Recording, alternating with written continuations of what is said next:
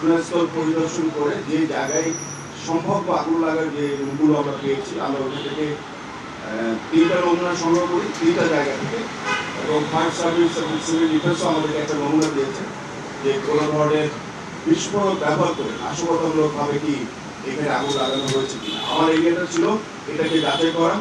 তো এই নমুনাগুলো সংগ্রহ করে আমাদের বাংলাদেশ সেনাবাহিনীর একটা চমৎকার একটা উচ্চমানের একটা আইডি ফিউশন সেন্টার আছে। এই আইডি ফিউশন সেন্টারে বিভিন্ন ধরনের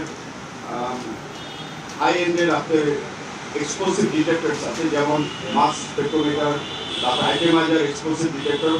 এই ধরনের মেশিনগুলোতে আমরা কয়েকবার করে টেস্ট করে আসলে আমরা কোনো ধরনের এক্সপ্লোসিভ ব্যবহার করার মতো কোনো ধরনের সংশ্লিষ্টতা আমাদের এখানে নেই।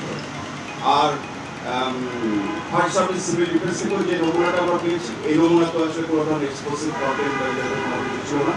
তো এরপরে আমরা আরো নিশ্চিত হওয়ার জন্য আমাদের একটা ডগ স্কোয়াড আছে, যেটা যারা এক্সপ্লোসিভ ডিটেক্ট করতে পারে স্লিপিং এর মাধ্যমে গন্ধ শুকে, তাদেরকে নিয়ে এসে আমরা যে কয়টা ফ্লোরে আগুন লেগেছে প্রত্যেকটা ফ্লোরে আমরা ওদেরকে দিয়ে সার্চ করেছি, এবং তার সাথে আমাদের এক্সপ্লোসিভ শুটিং টিম যেটা ছিল তারাও সার্চ করেছে। আমরা আসলে এক্সপ্লোসিভ ব্যবহার করার মতো কোনো ধরনের এক্সপ্লোসিভ ব্যবহার করার মতো আসলে কোনো ধরনের কোনো আলামত বা কোনো কিছু আমরা পাইনি।